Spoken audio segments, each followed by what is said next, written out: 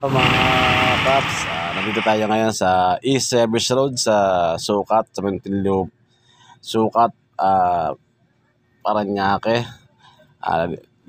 Ang ruta po natin ngayong araw na to ay papunta tayo ng Angono, Rizal. Pero papakita ko lang po sa inyo hanggang sa Taytay, Rizal po tayo mga kababayan. Yung way papunta sa Angono. Dito po tayo dadaan sa C6 mga kababayan. C6 Road sa Laguna Lake Coastal. Ito po yung pinakamagandang shortcut pag pupunta po tayo ng Antipolo, Taytay, Cainta, Angono, Binangonan. Napakabilis po ng itong way na to. Para na po rin naka-expressway. Kung gagaling po kayo ng south mga kababayan, dito po kayo exit sa Bikutan exit. Bikutan exit po mga kababayan. Ito ako dumaan sa East Service Road. Galing po tayo ng Silang Cavite. Magdi-deliver tayo sa Angono, Rizal. Dito ako palagi dumadaan basta ang ruta ko ay papuntang Antipolo mga kababayan. Kasi mabilis po dito. Ito medyo mayroong konting traffic dito po sa lugar na to sa may tabi ng Reyes kasi nga po exit halos lahat dito ang daanan. Pwede pong papunta ng mga EDSA. Kasi kagaya ko po, ako yung nakamotor lang, puro service road po tayo. Hindi tayo pwede sa expressway. Ito po yan, sa may Reyes ng PNR. Ito nga palang PNR nga pala mga kababayan, tinatanggal na yung kanyang Reyes.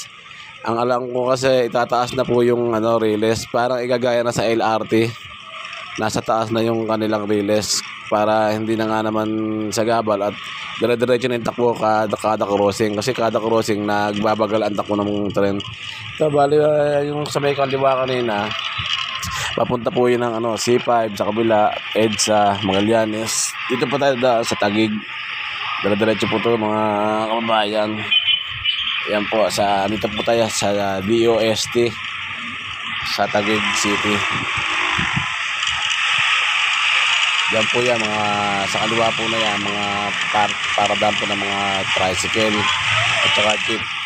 Bali po itong kalsadang to, bagong gawa po ito. Bagong gawa, kaya lumuwag po yung daan dito. May konting volume ng traffic dun sa kabila kasi hindi pa natatapos na i-widening. Mabilis po tayo dito, hanggang doon po tayo sa may stoplight. Yan po kanan na yan, Bagong Diwa po yan mga kababayan.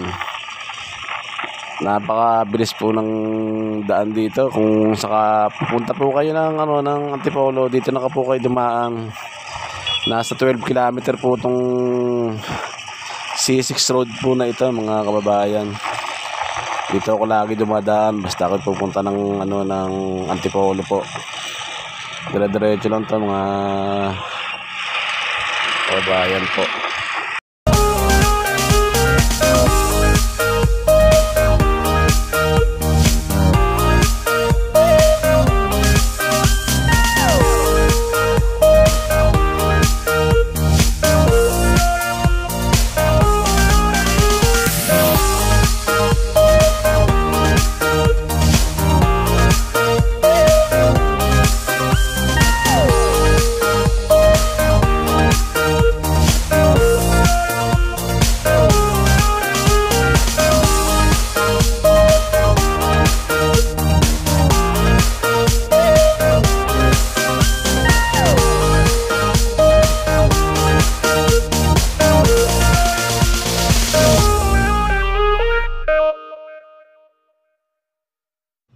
Paano dito magkakaroon ng konting traffic dito sa kanto na to? Ito sa may stoplight. Makaramitan po dyan, mga higit 1 minuto. Nagkataon po tayo na nakago po tayo. Dire-diretso po tayo ngayon mga kababayan. Ayan, pagbaba natin dyan, mabilis na po takbo natin dito mga kababayan. Siya, 2 lane po siya, kabilaan. Mabilis po dito. Pero itong daan na to, lubak-lubak po dito simula sa may stoplight. Hindi na maayos-ayos hanggang dito sa may baba. Ang pangit dukal-dukal na. Yung mga semento na natatapon sa mga mixer, naiipon. Lalo na pag sa kabilang side po, pag palabas po tayo ng Taguig. Ang yung mga diyan, may tumulong semento ng mixer. nagkabukol-bukol na yung mga kalsada. At dito na po tayo mga kababayan. Dire-diretso po dito mga kababayan, wala na pong traffic to. Ang takbo po natin dito nasa 60 po, 70. Medyo mabilis po tayo dito kasi para maiksi lang video. Ayan sa kabilaan po yan. Yung kanan po na yan, ano na po yan, Laguna Bay po. Kung nasa kaliwa natin, yan po yung mga kabahayan sa Taguig. Dire-diretso lang tayo dito mga kababayan, no?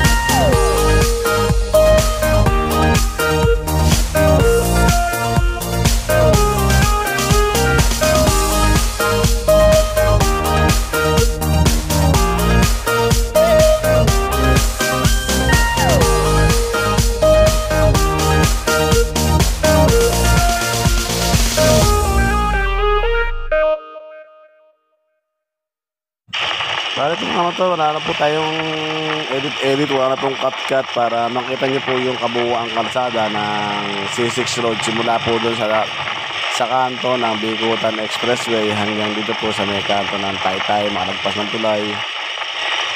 Para makita nyo po yung buong dinaanan ko para rin po kasama ko po kayo sa aking biyahe. Para alam nyo na rin po yung mga makikita nyo na po yung kadadaanan natin. Hindi ko na po siya kinakat para buong-buo nyo po mapapanood yung kahabaan ng mga kalsadang aking dinadaanan para makikita nyo po kung sakali po kayong magawin sa lugar na to. Dito po ang pinakamagandang shortcut papunta pong Antipolo galing po ng Taguig. Kesa magsisipay po kayo o mag-EDSA. Napaka-traffic po sa dalawang lugar na yan, sa C5 at saka sa EDSA.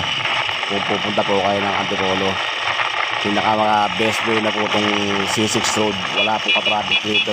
Traffic dito.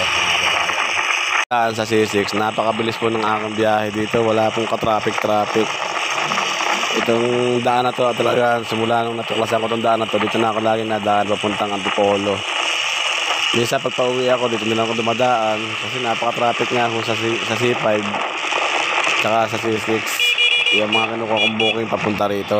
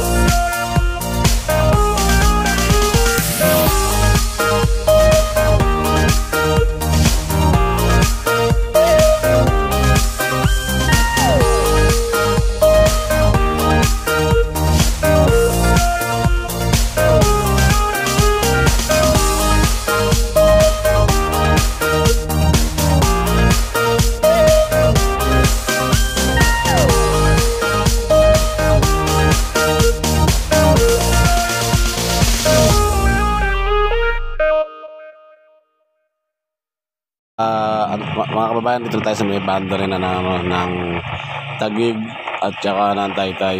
Tuntulay na to ang pinaka-boundary po ng mga dalawang bayan na to. Yan po ang papunta sa Taytay, Rizal. Sa pagbaba po natin dito sa tulay na to, diyan po sa kanan na yan, unang kanto na yan, Pasig pa po nakakasakop dyan. Magkahati sila dyan Taguig at Pasig. Ayan, pagbaba po natin dito, yan, may mga kain na po dyan, may bili na po ng mga tilapia at bangus dyan sa mga kumul-kumul na yan. Yan po sa gawing kanan, yan po yan, Pasig po yan, mga kababayan yan, Pasig po yan. Pag pumasok kayo dyan, hati po sila dyan hati. Pasig. Pasig pa po nakakasakop dito. Pero yan, mga alito na po yung pinaka-arko ng Taytay Rizal. Pag papunta po kayo Taytay Rizal, ang makikita nyo po ay Yat-Yat. Yat-Yat muna makikita natin yan. Ayan po yung pinaka-arko na Yat-Yat po yan, Yat-Yat. Pagkabalik po tayo, Taytay na po yan, mga kababayan. Nasa gilid po tayo ng Laguna Lake. Ito yung daan na yan. Diretso lang po tayo dito, mga kababayan. Malapit na po tayo sa sa pinakadulo. Yung pangalawang tulay ba, paglagpas po ng pangatlong tulay, yun na po yung pinaka Taytay. Pag kumaliwa po kayo, Kainta. Pag dumiretso, Taytay. Pag kumanan naman po kayo sa kanto ng stoplight doon, papunta naman po Angono, Binangonan po yun. Hati-hati po sila rito yung mga nasasakupan nila. Hati-hati sila dyan.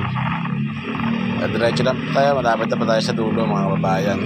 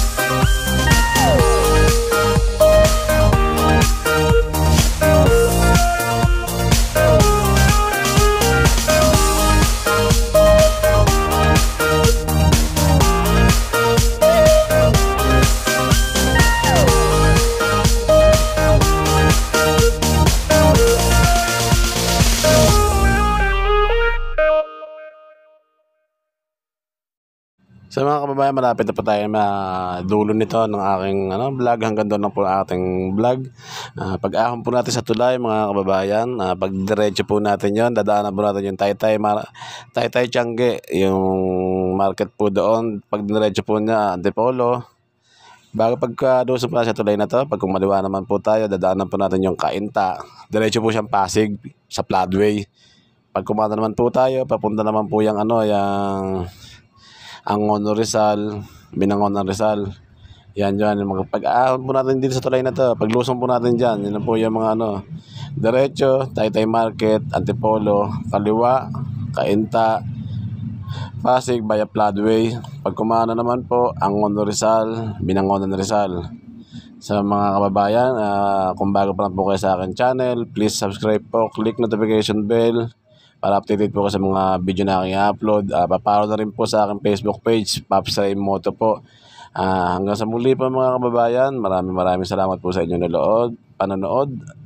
God bless po sa inyong lahat. Hanggang dito na lang po itong aking video. Pupunta pa po tayo ng Angono Rizal at magde-deliver pa po tayo ng halaman. Maraming po salamat sa inyong lahat. God bless po sa inyo.